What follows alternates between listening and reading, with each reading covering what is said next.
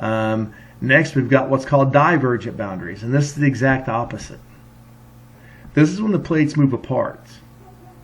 And if you think about it, as these plates are pulling apart, it stretches that crust really, really thin and can cause it to break as time goes by. It forms something we call mid-ocean ridges. We usually see this underwater, but we can also see it here on land where the continents are pulling apart. And we get these things called rift valleys. Excuse me, right here you can see where it's pulling apart. This is what we call a rift valley. And what's happening is this is continent, this is crust right here, this is crust, and they're literally pulling, this one's pulling this way, this one's pulling this way, and you get this little valley that forms. We can see it here. We see this mostly under the ocean. We don't see it on land a lot, but you can definitely see it.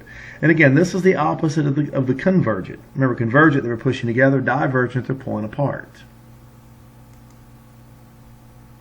And here's some more examples you can see here. A lot of times, this is for transform. These are called transform boundaries. This is when plates slide past each other. So sometimes they don't pull or they don't push on each other. They literally just slide past each other. And we call this shear force where it's happening. You can see examples of it here. Notice this creek, this little drainage. You can see that it comes down through here, and suddenly there's a big break in it. And then there's another half of it here. What's happened is during an earthquake or something like that, it's this plate is obviously slid this way, and this one is slid this way. The San Andreas Fault is another example. When we see the San Andreas Fault, what we actually see is we see this one plate we call the Pacific Plate is moving north. It's actually moving towards Alaska. So looking here, you can kind of see with this picture of California, you know, you hear people talk about California is going to fall off into the ocean one day. That's actually not even feasibly possible. But what is happening is this little section of California here at the bottom, let me get my mouse back up there, here at the bottom is moving this way. And as it moves that way, this is why we have so many earthquakes in California. It moves up, up, up, up, up, and eventually, if it continues the area that it's going, it'll move up and it'll eventually move towards Alaska. And, you know, it's weird to think that, you know, Southern California, like Los Angeles, San Diego, you know, places like that we think of a warm and sunny, might eventually work their way up and have the same climate as Alaska. It's kind of weird, but if this boundary continues to move that way, that's what we would see happening.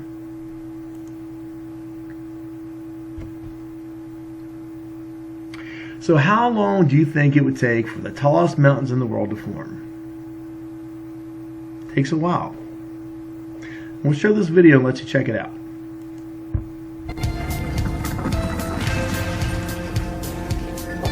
Hey yo, you ever thought about what's beneath the Earth's surface? Wouldn't it be crazy if we could dig a hole straight through? Well, I hate to break it to you, but you can't. In reality, even the deepest holes we dig are just barely scratching the surface of the Earth. But what we can do is study the layers of the Earth and talk about plate tectonics. You with me? Come on. The Earth is made of rock, but it's not that simple. Nah. So how long do you think it would take for the tallest mountains in the world to form? In 1 million years, will the continents still be in the same place? What do you think? And the same question again, sorry about that. If you found a 5 million year old mammal fossil in North America and Australia, why might that be? What would be the reasoning for it? Can you describe the different layers of the Earth? We named them earlier, see if you can still remember what you named. And what are the differences in those layers? See if you can remember.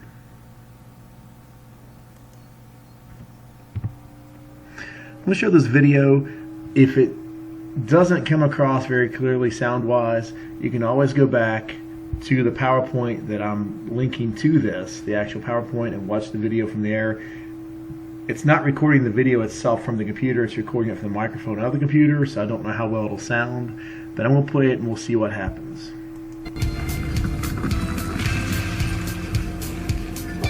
Hey yo, you ever thought about what's beneath the Earth's surface?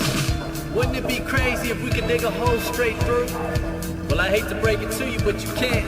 In reality, even the deepest holes we dig are just barely scratching the surface of the Earth. But what we can do is study the layers of the earth and talk about plate tectonics. You with me? Come on. The earth is made of rock, but it's not that simple. There's 4 layers to it, the inner core's in the middle.